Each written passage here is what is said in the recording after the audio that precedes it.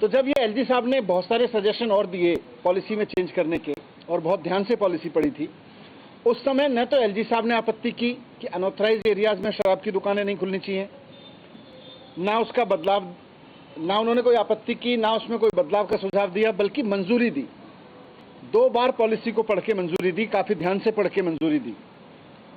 और जब एलजी साहब से मंजूर करा के उस पॉलिसी के तहत टेंडर किए गए और सरकार के अनुमान से लाइसेंसीज ने 25% ऊपर रख के लाइसेंस लिए, तो जब दुकानें खोलने की फाइलें एलजी साहब के पास गई तो वहां एलजी साहब ने अपना स्टैंड चेंज किया।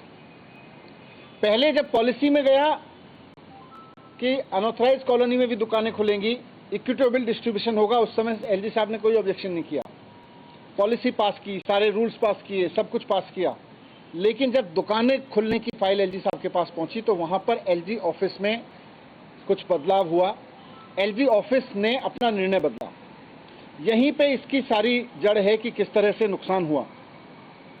आपको जानकारी के लिए बता दूं कि ये दुकानें खुलने के प्रस्ताव नवंबर के महीने में एलजी साहब के पास पहुंचे, क्योंकि 17 नवंबर से दुकानें खुलनी थी।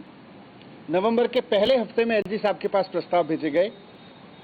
17 नवंबर से दुकानें खुलनी थी, इंक्लूडिंग अनऑथराइज्ड एरियाज।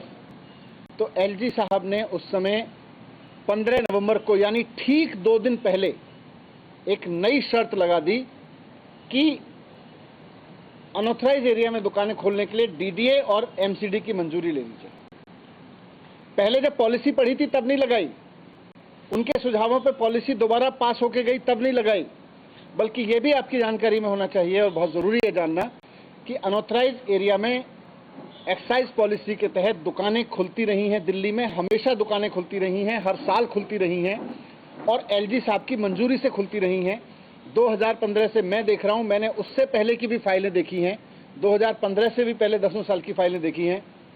हर साल एलजी साहब के पास अनऑथराइज्ड एरिया में दुकानें खुलने की फाइल जाती थी और एलजी साहब उसको अप्रूव करते थे।